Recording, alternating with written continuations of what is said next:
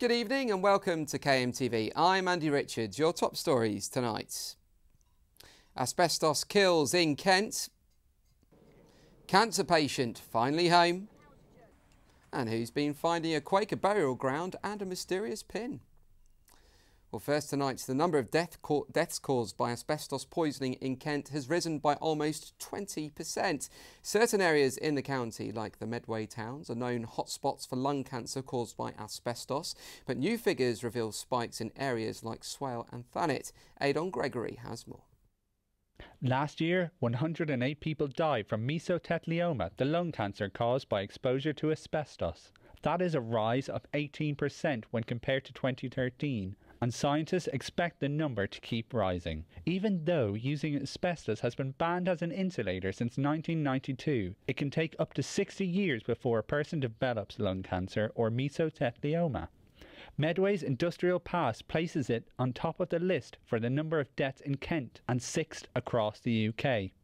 Although Medway has been known as a mesothelioma hotspot for many years, Dr. Alan McKenna from the University of Kent has campaigned against asbestos after relatives were affected by the disease. He says other areas across the county still need to be aware of the problem. There is always the possibility, and we see it across the country, people do move around from hotspots, and being a long-tail disease, normally you would expect someone who's exposed to asbestos not to develop mesothelioma for maybe 30, 40 years. So you're going to get people moving around the country. So that could explain some of the reasons for the spike in Thanet and Swale. This is Adon Gregory for KMTV. A businessman from Medway has finally arrived home today after he was stuck in Cyprus due to an insurance wrangle. Jem Collins went to meet him. This was the moment that Paul Horden finally touched down in the UK after a lengthy insurance wrangle that left him stranded in Cyprus. The 64-year-old businessman from Who was diagnosed with cancer while decorating his holiday home in the country, but was then faced with a £29,000 medical bill after he was told his insurance was invalid. On the 8th of July, I went to Cyprus to do some painting in my apartment, and my ankles swelled up the following day from landing, and then I started passing blood. You could have knocked me over with a feather when the surgeon said to me, "You've got a silent death in your tummy. You've got this," and I couldn't believe what he was saying to me. Despite holding travel insurance with Barclays, after an urgent operation to remove part of his stomach and esophagus, he was told he couldn't leave the hospital until the bill was paid. His daughter then flew to the island to act as his guarantor, but he still couldn't leave the country. Finally, though, after our sister paper, the Medway Messenger, got involved and the local MP, he was told his fees would be covered.